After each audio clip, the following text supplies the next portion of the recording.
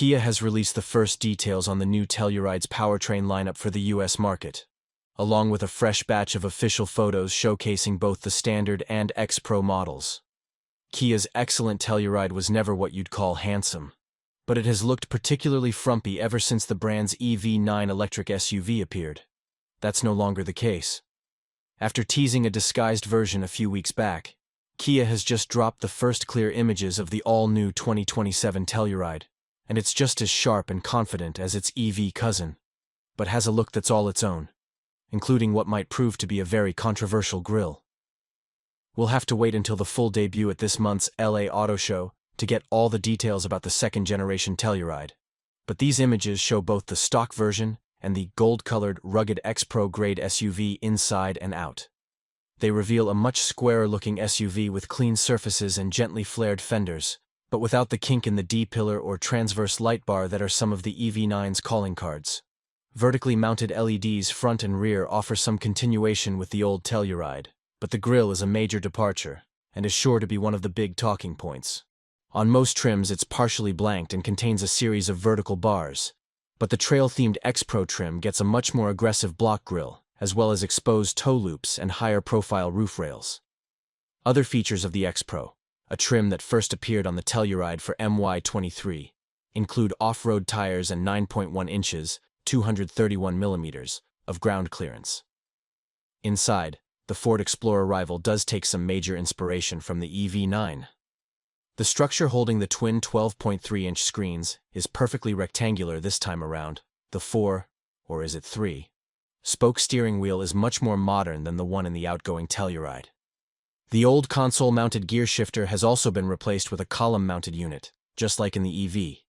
Interior space in all three rows should be improved thanks to a bigger footprint.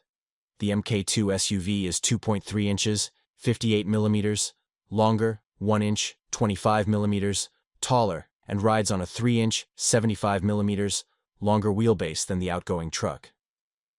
While the first-generation Telluride came exclusively with a 291 horsepower, 295 PS, naturally aspirated V6, that engine has been retired in favor of a two-pronged four-cylinder lineup, turbo and turbo hybrid. The turbo model uses a 2.5-liter turbocharged four-cylinder delivering 274 horsepower and 311 pound-feet of torque. Torque is up by 49 pound-feet compared to the old V6, but horsepower is down by 17.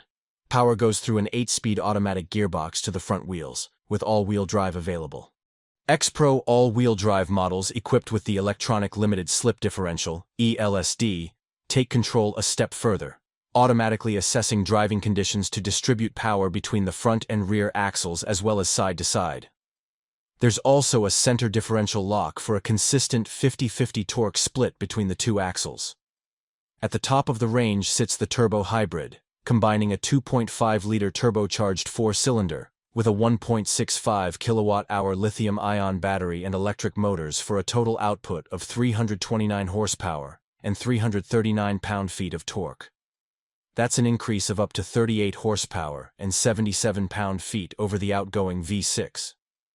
Kia estimates the hybrid will achieve about 35 miles per gallon combined, approximately 6.7 liters per 100 kilometers, with official EPA ratings to follow, and an estimated driving range of around 600 miles, 965 kilometers.